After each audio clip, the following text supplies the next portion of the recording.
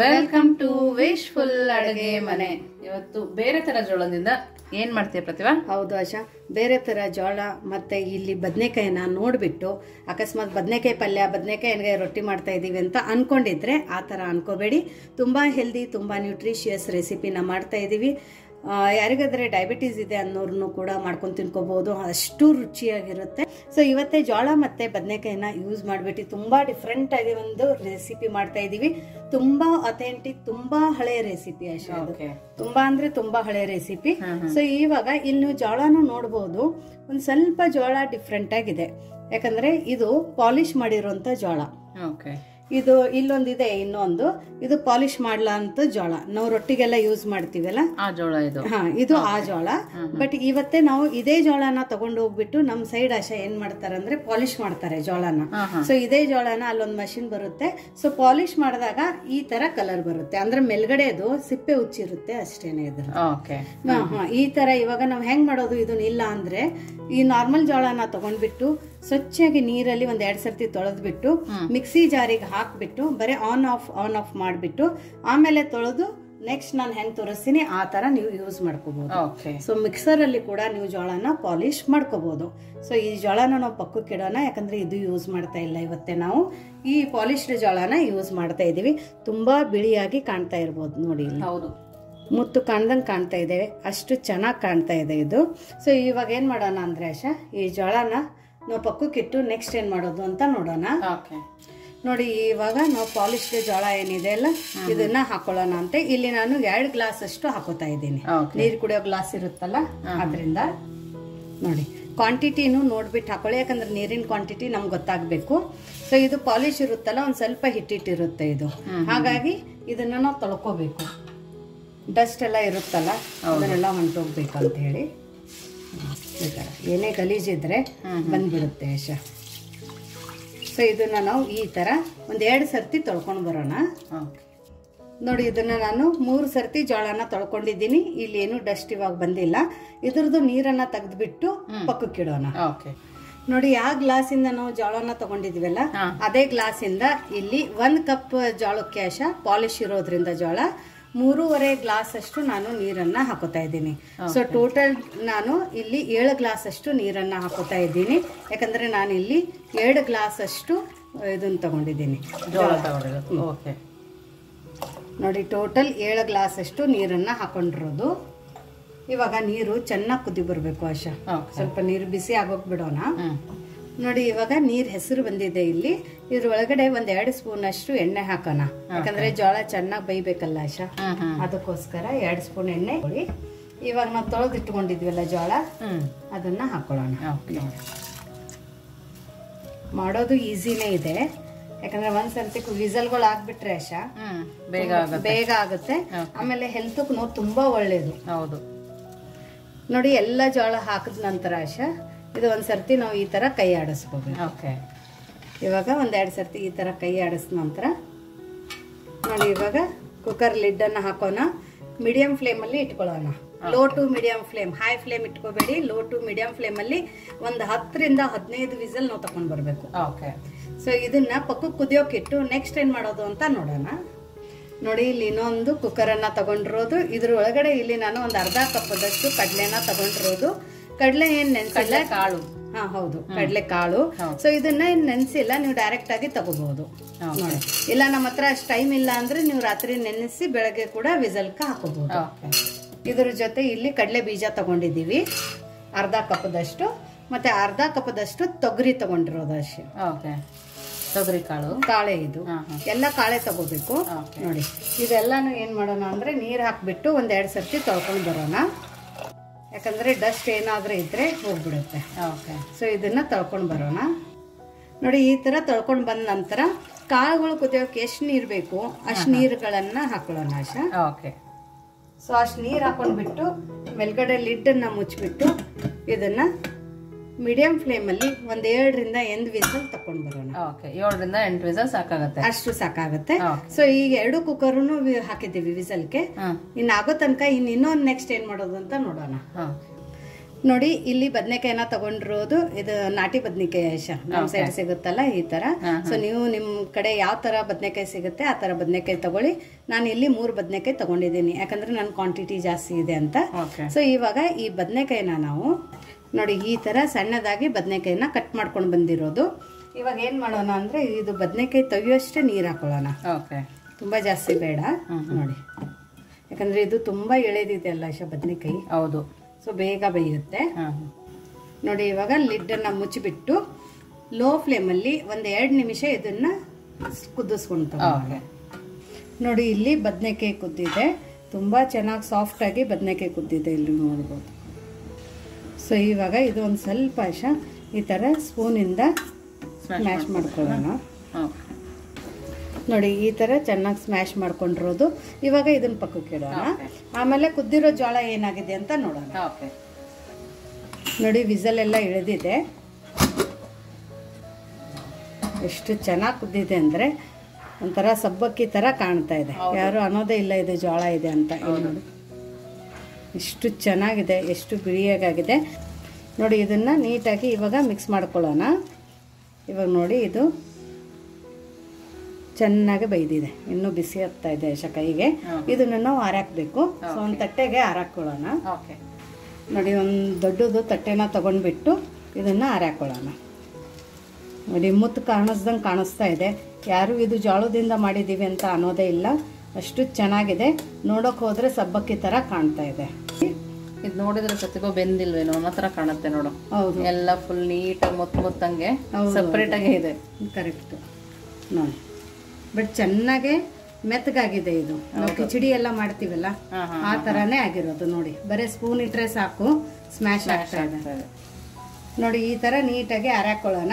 ಇದನ್ನ ಆರೋ ತನಕ ನೆಕ್ಸ್ಟ್ ಏನ್ ಮಾಡೋದು ಅಂತ ನೋಡೋಣ ನೋಡಿ. ಕಾಳಿಂದ ವಿಸಲು ಕೂಡ ಆಗಿದೆ, ಇದನ್ನು ಕೂಡ ಪರ್ಫೆಕ್ಟ್ ಆಗಿ ಬೈದಿದೆ. ಇಲ್ಲಿ ನೀವು ನೋಡ್ಬೋದು ಕಾಳು ಕೂಡ. ಇದು ಜಾಸ್ತಿ ಕುದಿಸಬಾರ್ದು, ತುಂಬಾ ಜಾಸ್ತಿ ಕುದಿಸಿದ್ರೆ ಏನಾಗುತ್ತಂದ್ರೆ ತಿನ್ಬೇಕಾದ್ರೆ ಬಾಯಿಯಲ್ಲಿ ತುಂಬಾ ಸಾಫ್ಟ್ ಆಗಿ ಬರುತ್ತೆ, ಆ ಕ್ರಂಚಿನೆಸ್ ಸಿಗಲ್ಲ. ಸೊ ಹಂಗಾಗಿ ಒಂದ್ ಸ್ವಲ್ಪ ಇಷ್ಟು ಕುದ್ರೆ ಸಾಕು. ಸೊ ಇದ್ರ ಕೆಳಗಡೆ ಒಂದ್ ಸ್ವಲ್ಪ ನೀರು ಇಳುದಿರುತ್ತೆ ಈ ನೀರನ್ನ ತಕ್ಕೋಬೇಕು ನಾವು. ನೀರನ್ನ ತಕ್ಕೊಂಡು ಬರೀ ಕಾಳನ್ನ ಆರೋಕ್ ಬಿಡ್ಬೇಕು. ನಾನು ನಿಮ್ಗೆ ಹೌದು, ನಾನು ನಿಮ್ಗೆ ತೋರಿಸ್ತೀನಿ ನೋಡಿ. ಕಾಳು ಒಳಗಡೆದು ನೀರನ್ನ ನಾನು ತಕೊಂಡು ಬಂದಿದ್ದೀನಿ, ಬರೀ ಕಾಳುಗಳು ಇರ್ತಾವೆ. ಸೊ ಇದನ್ನ ನಾವು ಆರೋಕ್ ಬಿಡಬೇಕು. ಆರಿದ ನಂತರನೇ ನಾವು ಮುಂದಿಂದೆಲ್ಲ ಪ್ರೊಸೆಸ್ ಮಾಡಬೇಕು. ಅಲ್ಲಿ ಜೋಳದ ನುಚ್ಚು ಕೂಡ ಆರ್ತಾ ಇದೆ. ಇವಾಗ ಕಾಳನ್ನ ಆರಿಸ್ಕೊಂಡು ಬರೋಣ.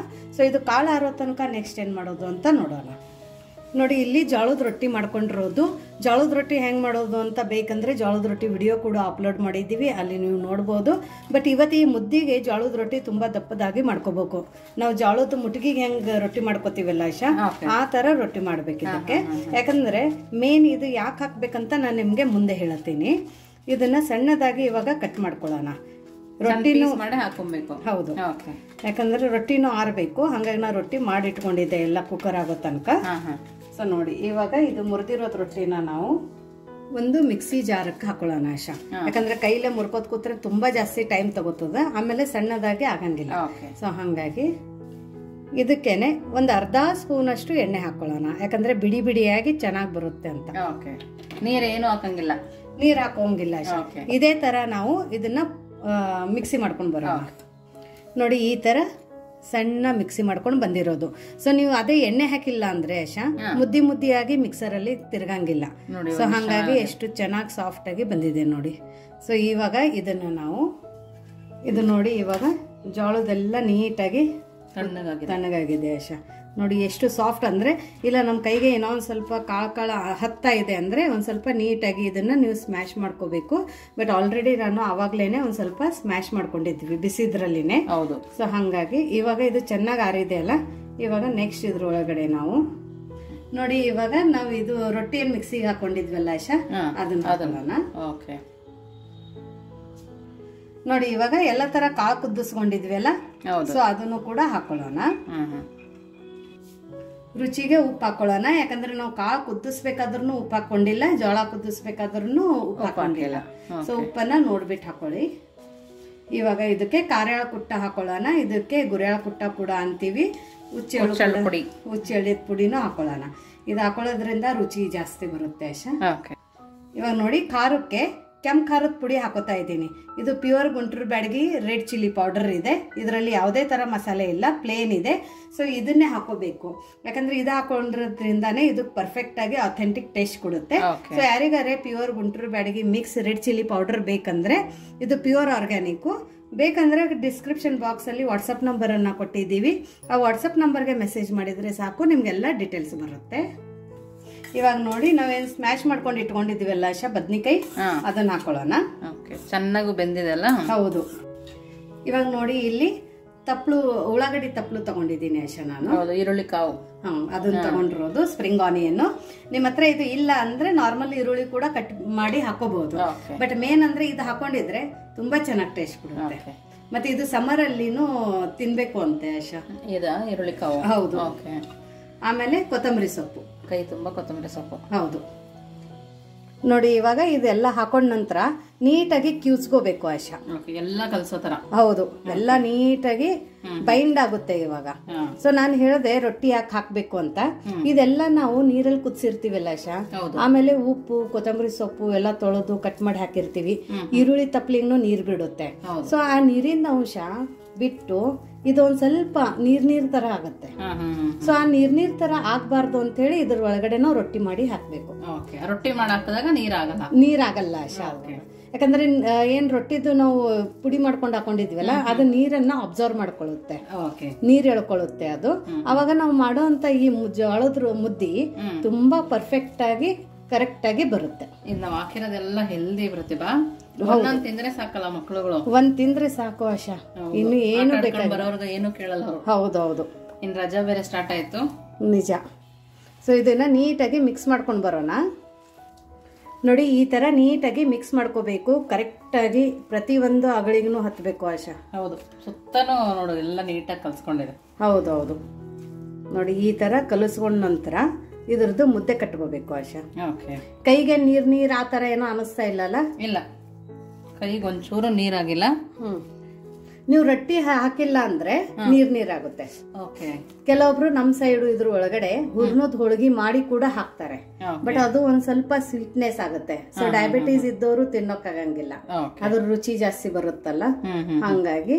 ಸೊ ಇದನ್ನ ಡಯಾಬಿಟೀಸ್ ಇದ್ದವ್ರನ್ನು ತಿನ್ಬೋದು, ಯಾರಿಗಿಲ್ಲ ಅವರು ತಿನ್ಬೋದು, ಮಕ್ಕಳು ತಿನ್ಬೋದು, ಎಲ್ಲಾರು ಇದು ಒಂದು ಉಂಡೆ ತಿಂದ್ರೆ ಸಾಕು, ನಿಮ್ಗೆ ಪರ್ಫೆಕ್ಟ್ ಆಗಿ ಹೆಲ್ತ್ ಬೆನಿಫಿಟ್ಸ್ ಅದ್ರ ಜೊತೆ ನ್ಯೂಟ್ರಿಷನಲ್ ಬೆನಿಫಿಟ್ಸ್ಗಳು ಸಿಗುತ್ತೆ.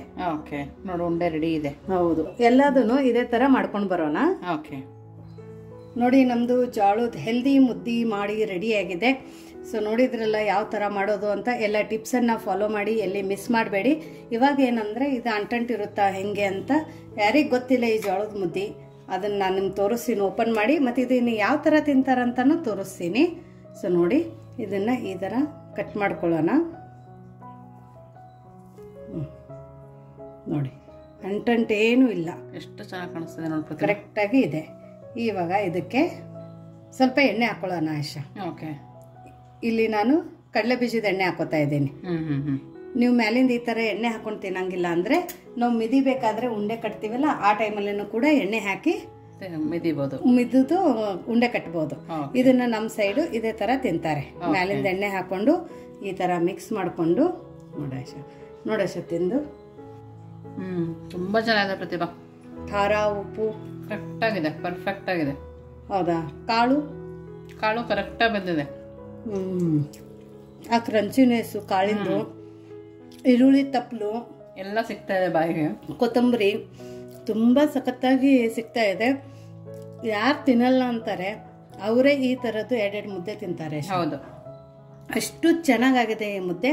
ಸೊ ನಿಮ್ಗೆ ಇವತ್ತಿಂದ ಈ ಜೋಳದ ಮುದ್ದೆ ರೆಸಿಪಿ ಹೇಗೆ ಅನ್ನಿಸ್ತು ಅಂತ ಕಮೆಂಟ್ ಮೂಲಕ ತಿಳಿಸೋದನ್ನು ಮರಿಬೇಡಿ. ಮತ್ತೆ ಸಿಗೋಣ ನಾವು ಇದೇ ತರ ಹೊಸ ಹೊಸ ರೆಸಿಪಿ ಜೊತೆ. ವಿಶ್ ಫುಲ್ ಅಡುಗೆ ಮನೆಯಲ್ಲಿ. Thank you.